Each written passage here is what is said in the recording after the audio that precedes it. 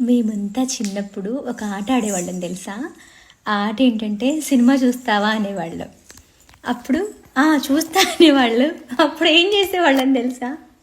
ఇదిగో అని చూపించేవాళ్ళం. నిజం తెలుసా? నిజం.